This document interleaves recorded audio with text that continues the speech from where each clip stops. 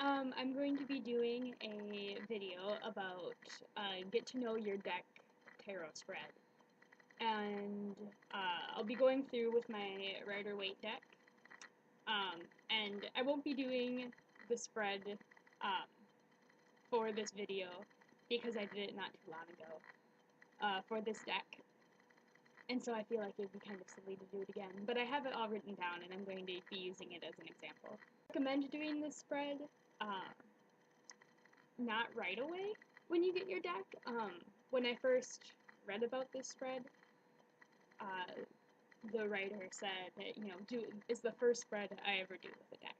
And I wouldn't recommend that simply because it always takes me a few spreads to really get into the energy of the deck. And of course you want to be completely bonded with the deck because I think some people disagree with me, but I think the personality of our tarot decks are, well, first the artwork, but then also how we interact with the artwork, and that energy creates the personality.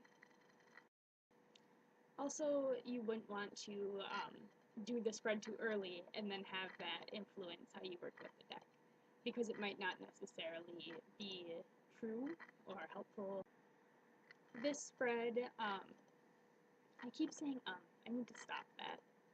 No one likes that. I should just sit in silence instead of saying when I don't know what to say. Anyway, give me a moment. Okay. The spread is laid out 6 cards, read left to right. Super straightforward. Anyway, okay. So the first card is the card that's basically like, tell me about yourself. What is this deck? If this deck could be summed up in one card, what would it be? For my Rider-Waite deck, I got the 9 of Cups, which I interpreted as being the deck being very focused on achievement. And feeling good about what you've accomplished. It's a little bit self-centered or self-serving, but like I said, that's good to know about. The second card, right in from the first, are the deck's strengths. I pulled the 4 of Swords.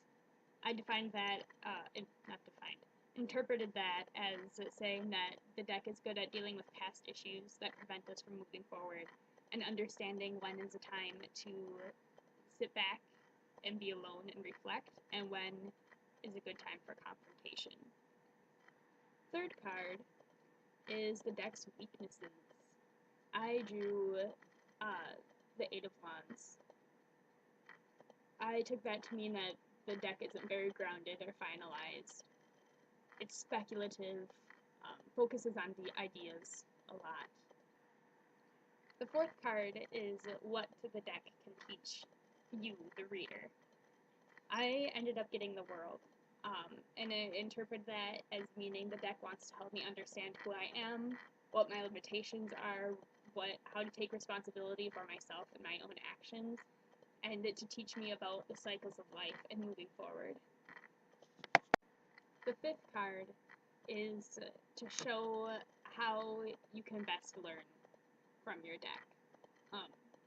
I think as a reader, it's often overlooked how much you can learn for doing readings for other people and yourself, but there's always something to gain, and this card explains like how to approach that. I drew the 7 of Pentacles.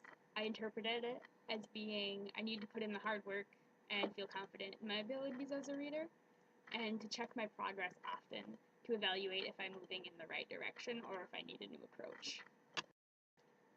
The sixth and final card, I keep saying and I'm very sorry. I'm going to work on it. I promise. Anyway, The sixth and final card shows the outcomes of the relationship between you and your deck. If you work with it diligently and keep it up, you know, I mean, these results I see as being very far into the future. I keep doing it, and I'm so sorry. Anyway, far into the future, just, yeah.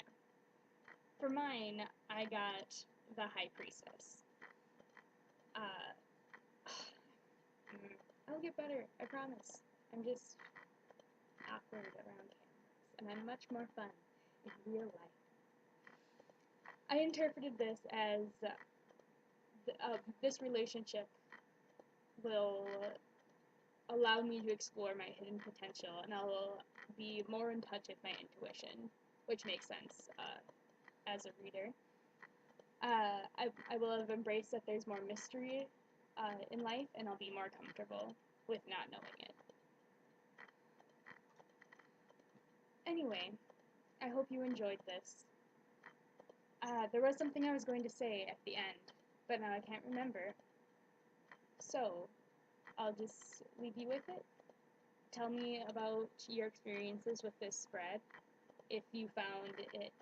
Oh, I remember. I was going to say if you have found it to be accurate.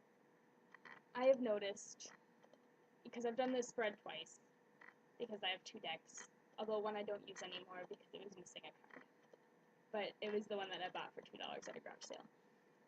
Anyway, each time I've done this spread, my deck has been what I need in my life.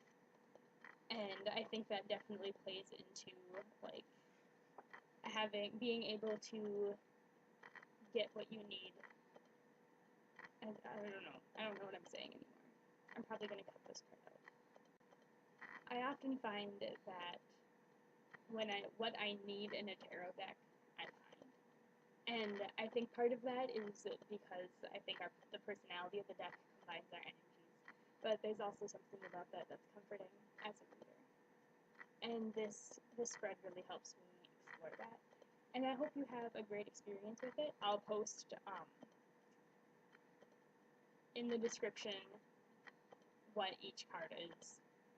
So if you want to reference this, you don't need to watch the whole video again. Alright, have a nice day.